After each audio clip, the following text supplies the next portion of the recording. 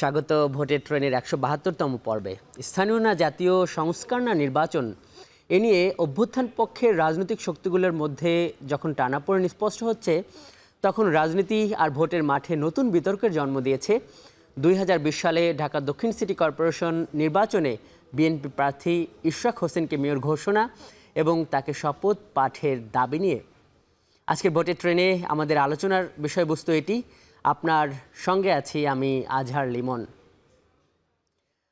আজ আমরা এই বিষয়গুলো নিয়ে কথা বলবো এবং আমাদের সঙ্গে যুক্ত হবেন ইশরাক হোসেনকে মেয়র ঘোষণা করে নির্বাচনী ট্রাইব্যুনালের রায়কে চ্যালেঞ্জ করে হাইকোর্টের রিটকারী পক্ষের আইনজীবী অ্যাডভোকেট শাকিল আহমেদ, যিনি একই সঙ্গে জাতীয় নাগরিক পার্টির উনি একজন নেতা।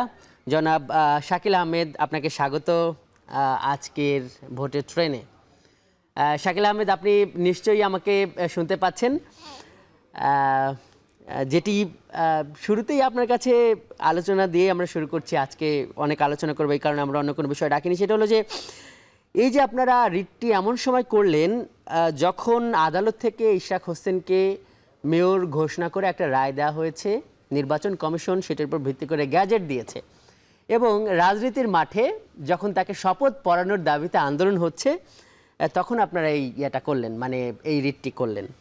এবং আদালতেও দেখা যাচ্ছে যে এইখানে মানে ইশরাক হোসেনের পক্ষে যারা দাঁড়িয়েছে তাদের অধিকাংশ বিএনপির রাজনীতির সঙ্গে সংশ্লিষ্ট, আর আপনারা যারা এই পক্ষে রিটকারী হিসাবে পক্ষে দাঁড়িয়েছেন তারা আবার এনসিপির রাজনীতির সঙ্গে জড়িত। প্রশ্নটা হলো যে এখন যে লড়াইটা আমরা দেখতে পাচ্ছি আপনাদের মধ্যে, এটা কি মানে যতটা না আইনি তার থেকে রাজনৈতিক লড়াই, আর এর মাধ্যমে আপনারা আসলে কি অর্জন করতে চান? অনেকে ভাবছে যে আপনারা আসলে বিএনপির বিরুদ্ধে দাঁড়িয়ে আপনার বিরোধী দল হতে চাইছেন, মানে জামাতকে মাইনাস করে, মানে এইরকম কিছু কি? জি, আপনাকে ধন্যবাদ। দর্শক যারা দেখছেন সবাইকে ধন্যবাদ জানাচ্ছি। প্রথম কথা হচ্ছে যে এই রিটটি কিন্তু রাজনৈতিক মাঠে যখন শপথের কথা হচ্ছে তখন না। আপনি নিশ্চয়ই জেনে থাকবেন যেদিন নির্বাচন কমিশন গ্যাজেট প্রকাশ করেছে, গ্যাজেট প্রকাশ করার পরপরই কিন্তু নির্বাচন কমিশন, স্থানীয় সরকার সহ সরকারের বিভিন্ন মন্ত্রণালয়কে আমরা লিগ্যাল নোটিশ পাঠিয়েছিলাম। লিগ্যাল নোটিশে বলা হয়েছিল যে নির্বাচনী ট্রাইব্যুনাল যেই রায়টি দিয়েছে সেই রায়টি ইরেগুলারিটিস আছে, এই রায়টি অ্যাজ পার ল হয়নি এবং এখানে আইনের বিভিন্ন ইরোর রয়েছে। তখন আমরা বলেছিলাম যে অবশ্যই এটাকে চ্যালেঞ্জ করে, এটাকে আপিল না করে কিংবা এই বিষয়ে আইনি সমাধান না হওয়া পর্যন্ত তাকে শপথ না দেওয়ার জন্য। কিন্তু আপনারা দেখে থাকবেন যে আমরা যেদিন লিগ্যাল নোটিশ পাঠিয়েছিলাম ঠিক ওই দিনই রাত্রে তড়িঘড়ি করে ইলেকশন কমিশন কি করে ফেললেন, গ্যাজেট প্রকাশ করে ফেললো এবং গ্যাজেট প্রকাশ করে তাকে বলা হলো শপথ নেওয়ার জন্য। এবং আমরা তার পরবর্তীতে এসে রিটটা দায়ের করলাম, যেহেতু ইলেকশন কমিশন আমাদের লিগ্যাল নোটিসে কোনো উত্তর দেয়নি, আমাদের কোনো জবাব দেয়নি, আইনের বিষয়ে কোনো সুরাহা করলো না, সুরাহা না করে কিন্তু তারা গ্যাজেট প্রকাশ করে ফেললো। আপনি জেনে অবাক হবেন যে এই মামলাতে ইলেকশন কমিশন কিন্তু যে পার্টি ছিল, কিন্তু এই মামলাতে ইলেকশন কমিশন কোনো রূপ কন্টেস্ট করেনি। এবং একটা মামলা, অ্যাডভোকেট শাকিল আহমেদ, আপনি নিজেও একজন আইনজীবী আবার রাজনৈতিক নেতা, যদি ইলেকশন কমিশনের কাছে মনে হয় যে না এটা ঠিক আছে, তাহলে কি আপিল করার দরকার আছে? আবার ইলেকশন কমিশন তো একটা স্বাধীন, একটা যেটাকে বলে স্বায়ত্তশাসিত সত্তা, তো তারা তো গ্যাজেট জারি করতেই পারে, আর আদালত থেকে ওই ধরনের একটা নির্দেশনা ছিল। জি, আমরা এখানেই ঠিক কথাটা বলছি। দেখুন, আমরা আসলে কি চেয়েছি, আমরা কিন্তু বিএনপির সাথে কোনো মুখোমুখি বিষয় না।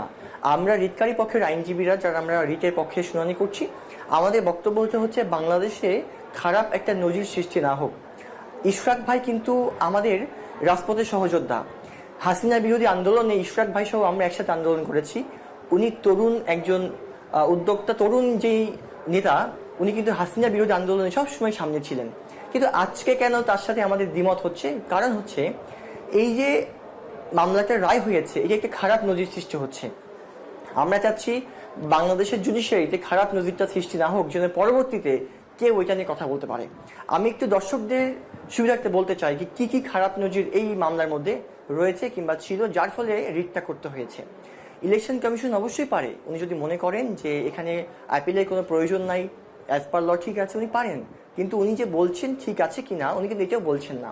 আমরা লিগ্যাল নোটিশ দিয়েছিলাম যে এই সমস্যাগুলো আছে, আপনি এগুলো ক্লিয়ারিফাই করেন। ইলেকশন কমিশন ক্লারিফাই করেনি, বরং তড়িঘড়ি করে গত মাসের 27 তারিখে তারা কিন্তু রাতের বেলা ওনারা একটা গেজেট প্রকাশ করলেন। মানে আপনাদের কাছে কি মনে হচ্ছে এই যে এই তড়িঘড়ি কেন? মানে আপনারা বলছেন যে তড়িঘড়ি করে করছে অ্যাডভোকেট শাকিল আহমেদ। আমাদের প্রশ্ন হলো যে আপনাদের কেন মনে হচ্ছে তড়িঘড়ি আসবে কেন? আদালত থেকে একটা রায় আসছে, সেই রায় অনুসরণ করে গ্যাজেট হয়েছে, তো এটা তড়িঘড়ি আপনারা কেন বলছেন? এই প্রশ্নের উত্তরও আপনার কাছ থেকেই নেব। তার আগে একটা বিরতি নিতে হবে। দর্শক দেখছেন ভোটের ট্রেন, যাচ্ছে একটি বিরতিতে।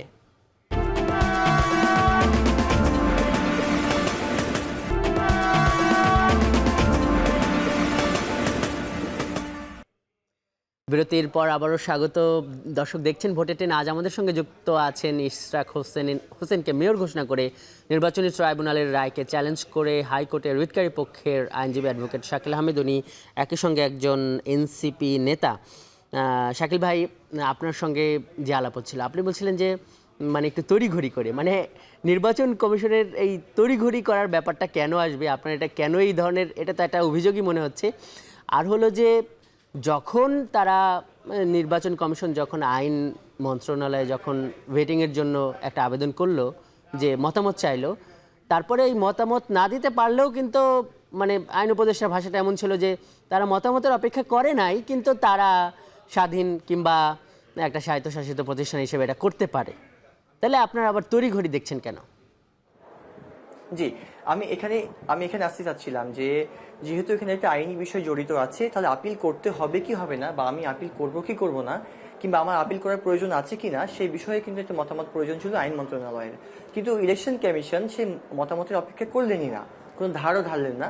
ওনারা একটা পক্ষকে খুশি করার উদ্দেশ্যে কিন্তু এই এক ধরনের গ্যাজেট প্রকাশ করে ফেললো। আমরা একটু বলতে চাই যে এই রিটটা কেন করা হয়েছে। আমি ইতিপূর্বে বলেছিলাম যে আমরা চেয়েছি বাংলাদেশে কোনো একটা খারাপ নজির তৈরি না হোক। কেন না হোক আমি একটু বলি। যখন 2020 সালে এই ইলেকশন হয়েছিল, কিন্তু ফ্যাসিবাদী ইলেকশন, আপনি দেখেছেন ভোটারবিহীন ইলেকশন, এবং সেখানে আমাদের যে ইশরাক সহ বাংলাদেশে যারা গণতন্ত্রকে বিশ্বাস করে সবাই কিন্তু এই ইলেকশনকে কিন্তু অবৈধ বলে আমরা বলেছিলাম। তাহলে অবৈধ যে ভোটটাকে হলো, সেই অবৈধ ভোটের বিপরীতে এসে ইশরাক সাহেব একটা মামলা করলেন ট্রাইব্যুনালে 2020 সালে। মামলা কি বলা হলো যে এই অবৈধ ভোট হয়েছে, এটাকে বাতিল করা হোক।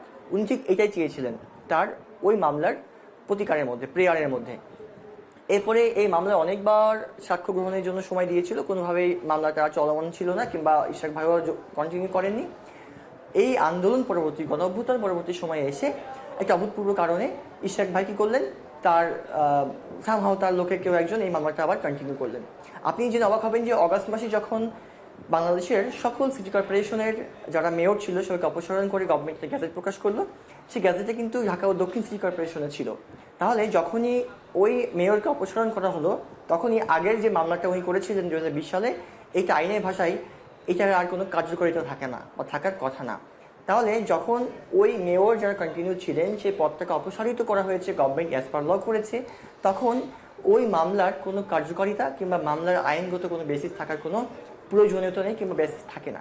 ঠিক তারপরেও এই ট্রাইব্যুনাল মামলা কন্টিনিউ করলেন, এবং এরপরে ট্রাইব্যুনালে দুবার তার আর্জিটা, অর্থাৎ ইশরাক সাহেবের যে আর্জি ছিল সেই আর্জিটা সংশোধন করা হয়েছে। কিন্তু আমাদের আইনে এবং আমাদের সুপ্রিম কোর্টের বিভিন্ন রায় স্পষ্ট বলা আছে, নির্বাচনী ট্রাইব্যুনালের কোনো মামলা সংশোধন করার সুযোগ নেই। করতে হলে সর্বোচ্চ 30 দিনের মধ্যে আপনি সংশোধন করতে পারবেন। কিন্তু 30 দিন পরে, এই যে 5 বছর পরে এসে আপনি সংশোধন করবেন, এটা নাল অ্যান্ড ভয়েড, এরকম করার কোনো সুযোগ নেই। উনি এটা করেছেন। সেকেন্ড হচ্ছে, এই মামলাতে যে এফিডেভিট করেছে, সেই এফিডেভিটের মধ্যে বলা হয়েছে যে রাজীব ব্যাপারী নামে একজন এফিডেভিট করেছে। সে রাজীব ব্যাপারীর বাড়ি হচ্ছে কোথায়? বরিশাল। ওনার বাড়ি ঢাকা দক্ষিণ সিটি কর্পোরেশনে না। উনি লিখেছেন আমি রাজীব ব্যাপারী, আমার বাড়ি বরিশাল। তো এফিডেভিট যখন করে একটা মামলাতে, তখন নিয়ম হচ্ছে এফিডেভিট করতে হলে অবশ্যই ওই ব্যক্তি যার মামলা, অর্থাৎ ইশরাক সাহেব উনি, অথবা তার এজেন্ট যিনি অ্যাজ পার ল অথরাইজড হতে হবে পাওয়ার অফ অ্যাটর্নির মাধ্যমে, উনি পারবেন এফিডেভিট করতে।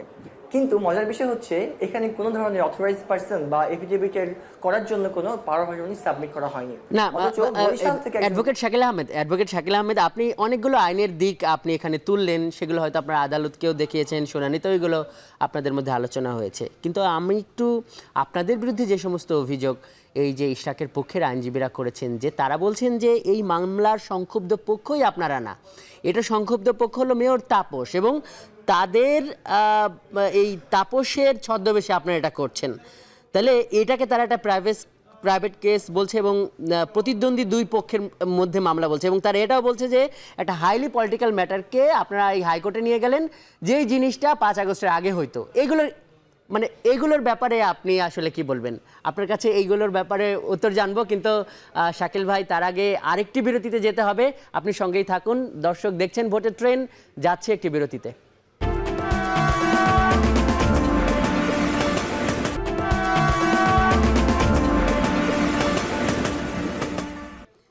বিরতির পর স্বাগত আরেকবার। দর্শক দেখছেন ভোটের ট্রেন। আমাদের সঙ্গে যুক্ত আছেন জাতীয় নাগরিক পার্টির একজন শীর্ষ নেতা এবং একই সঙ্গে হাইকোর্টের একজন আইনজীবী শাকিল আহমেদ ভাই। আপনার কাছে আমি একটা প্রশ্ন রেখে গিয়েছিলাম, আর যেটা বলছেন যে আপনারা তো এই যে চট্টগ্রামের মেয়র ডাক্তার শাহাদাত হোসেনকে মেনে নিচ্ছেন, তো ইশরাককে মেনে নিতে আপনাদের মানে অসুবিধা কোথায়? একসাথে উত্তরটা দিয়েন, এর আগের যে প্রশ্নটা সাথে এই প্রশ্নটা, দুটো মিলেই আপনি উত্তরটা দিয়েন।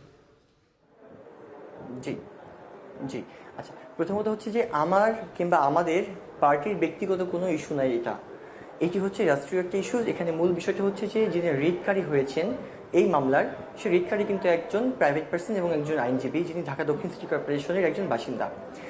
এই মামলাটি যে ঘটনাটা হয়েছে, এখানে কিন্তু আপনি বললেন যে অন্য পার্টিরা বলার চেষ্টা করছে যে এখানে আমাদের ব্যক্তিগত কোনো ইস্যু এসেছে কিনা।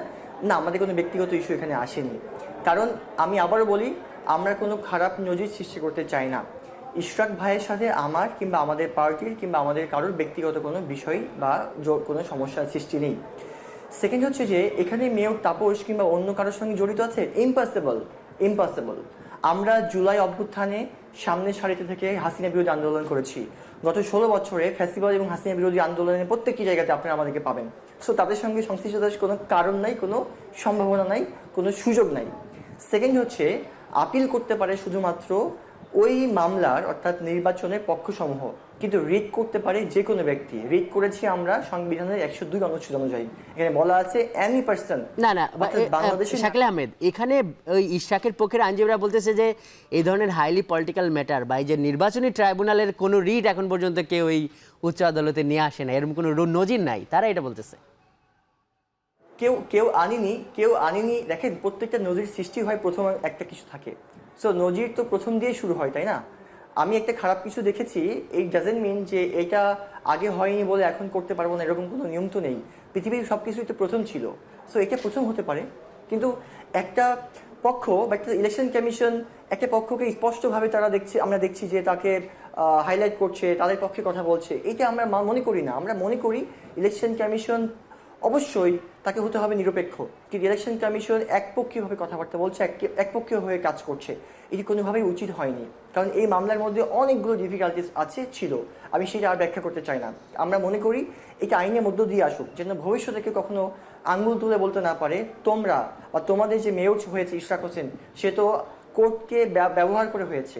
আমরা বলতে চাই, আমরা ক্লিয়ার রাখতে চাই যে হ্যাঁ, কোর্টকে ব্যবহার করে কোনো কিছু হয়নি। তাই বেসিক্যালি হাইকোর্টে রিট করে আমরা এটাকে ক্লিয়ার হতে চাই, কিংবা আইনের ব্যাখ্যাটাকে আরও একটু ক্লিয়ার করতে চাই। এবং এটি কিন্তু বিএনপি বলি, এনসিপি বলি, জনগণ বলি, আমরা যারা ফ্যাসিবাদ বিরোধী আন্দোলনের সবাই সহযোদ্ধা, সবার জন্য এটা ভালো হবে। কারণ আমরা যদি মানুষ কখনো আমাদেরকে ইতিহাসে কখনো বলে যে আপনারা কোর্টকে ব্যবহার করে আপনারা রায় নিয়েছেন, নিয়ে মেয়র পদে বসেছেন, ইতিহাস ক্ষমা করবে না। তাই আমরা এই খারাপ কোন ইতিহাস তৈরি করতে চাই না। শাকিল আহমেদ, আপনারা বলছেন যে মানে এটা তো আপনারা স্বীকার করবেন যে আপনারা এখানে সংক্ষুব্ধ পক্ষ না, এবং এখানে কিন্তু একটা পক্ষ ছিল নির্বাচন কমিশন, তারা আপিল করলো না, আপনারা রিট করলেন। মানে আপনারা কি ওই নির্বাচন কমিশনের কাজটা কি করছেন কিনা, বা সেইটা করার আসলে দরকার ছিল না? এই প্রশ্নটা এই জন্য আসছে যে আসলেই তো বিষয়টা হাইলি পলিটিক্যাল, এর কারণে বিএনপির সঙ্গে আপনাদের একটা রাজপথে একটা মুখোমুখি পরিস্থিতি তৈরি হচ্ছে না? এটা কি রাজনীতির জন্য মানে গুড বা আপনাদের জন্য ভালো? প্রথম কথা হচ্ছে এটা কিন্তু এনসিপির রিট না, এটা কিন্তু এনসিপির কোনো রিট না বা এনসিপির মামলা না। এখন এই রিটটি করেছেন একজন প্রাইভেট পার্সন, যিনি আবার সুপ্রিম কোর্টের আইনজীবী। আমরা আইনজীবী হিসেবে তাকে কি করছি, সহায়তা করছি, এবং আইনজীবী হিসেবে তার মামলা শুনানির জন্য কাজ করছি।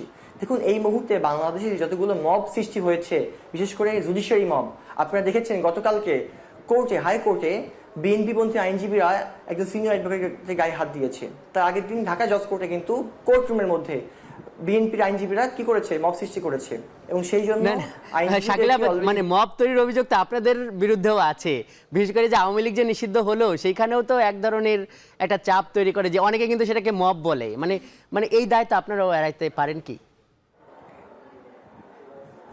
এটা রাষ্ট্রীয় ম্যাটার, কিন্তু বিষয়টা হচ্ছে জুডিশিয়ারি, যেখানে আমরা বলছি বারবার জুডিশিয়ারি স্বাধীন বা জুডিশিয়ারি স্বাধীনের জন্য যে তীব্র একটা আন্দোলন বা একটা বড় ধরনের কাজ চলছে, 2007 সালে জুডিশিয়ারিকে সেপারেশন করা হয়েছে, বা জুডিশিয়ারি ইন্ডিপেন্ডেন্টে কোনো স্বাদ পাচ্ছে না। আমরা তো চেয়েছিলাম যে গণ অভ্যুত্থান পরবর্তী বাংলাদেশে জুডিশিয়ারি স্বাধীন হবে, কিন্তু আমরা দেখছি ঠিক আওয়ামী লীগের চাইতেও কিন্তু বর্তমানে জুডিশিয়ারির উপরে বেশি প্রেশার দেওয়া হচ্ছে। এটি আমাদের জন্য দুঃখজনক। আপনি দেখবেন আজকে যে কোর্টে আমরা শুনানি করছিলাম, সেই কোর্ট প্রথমেই বলেছিল এটা রুল এবং স্টে দিয়ে আমরা 2 দিন সময় দিই, মঙ্গলবারে সকল পক্ষকে শুনে আমরা একটা আদেশ দিব। কিন্তু ইশরাকের পক্ষের আইনজীবীরা গিয়ে বললেন যে না, এটা দেওয়া যাবে না, সোমবার লাস্ট ডেট শপথের, সো এর মধ্যে আপনাকে আদেশ দিতে হবে, এই মামলা চলমান থাকতে পারে না, আপনি রুল দিবেন না। তখন কোর্ট কি করলেন, কোর্ট আবার শুনানি করে আবার বললেন ঠিক আছে আগামীকালকে শুনে আমরা আদেশের জন্য রাখবো। তাহলে এই যে কোর্ট একটা মতামত দিয়ে, ওপেন কোর্টে একটা আদেশের জন্য মতামত দেওয়ার পরে ফিরে আসতে হলো কেন? প্রেশারের মাধ্যমে। আমরা এই জুডিশিয়ারি দেখতে চাই না, আমরা চাই ইন্ডিপেন্ডেন্ট। শাকিল আহমেদ, আপনাকে ধন্যবাদ। মানে কোর্টও আসলে কোনো চাপের মুখে নতি স্বীকার করবে, সেটাও আসলে কতটা যৌক্তিক সেই বিচার দর্শকরা করবে। জনাব শাকিল আহমেদ, আপনাকে অনেক ধন্যবাদ আজকের এই ভোটের ট্রেনে যুক্ত হবার জন্য। দর্শক, এই ছিল আজকের ভোটের ট্রেনে, এতক্ষণ সঙ্গে থাকার জন্য ধন্যবাদ।